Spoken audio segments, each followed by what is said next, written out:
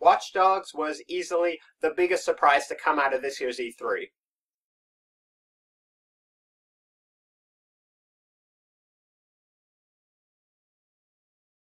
Now, I gotta be honest with you, talking about this one is going to be a little bit tricky because, as amazing as the demo was, Ubisoft has this great ability to not only keep its customers in the dark, but also simultaneously manage to pique their interest every now and again. And I guess there's no better place to start than the graphics for this game. Now, if you haven't seen the demo, this is obviously going to be a little hard to describe, but essentially, if you took the graphics from GTA 4 and bumped them up a step, that's really what this game looks like. In fact, some have criticized the graphics of this game look too good. So good, in fact, that some have speculated that Watch Dogs will be released for the next generation of consoles to come out. I mean, the facial animations, the lighting effects, the shadows, everything just comes together and it just looks incredible. And I think what makes this game demo particularly hard to critique is the fact that we really don't know what type of game Watch Dogs is. Is it a sandbox-style game like GTA? Is it a massively multiplayer online role-playing game? Is it a stealth game? Is it a third-person shooter? Now, for all we don't know about this title, we do know some things. We do know that the game is set in Chicago, and a lot of the game involves hacking and using the city's infrastructure to your advantage. Not to mention, this is used several times within the demo. As the main character enters a club, we see that he jams all sorts of cell phones and cameras in order to sneak past security. Also, once he is inside the club, we see our main character eavesdropping on various cell phone conversations as they're happening in real time. And of course, the creme de la creme happens towards the end of the demo when he hacks into the city's traffic lights and causes cars in all directions to crash in on themselves. This game very much has a post-cyberpunk feel to it, and what I mean by that is it uses our current technologies against us in order to get things done.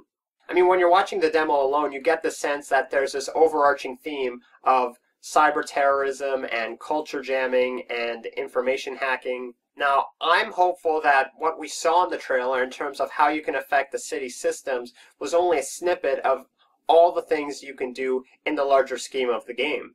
But really, in terms of story, we know very little about this title.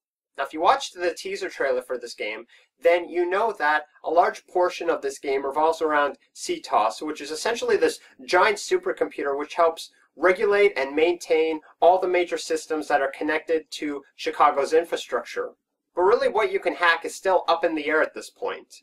And I think it was this part of gameplay that really took people's breath away because it was something new, it was something innovative, it was something that we hadn't seen before in video games. You know, it really is a nice change of pace to see a game that isn't simply run-and-gun shooting. And you have to ask yourself just how much these hacking elements will come into the overall gameplay.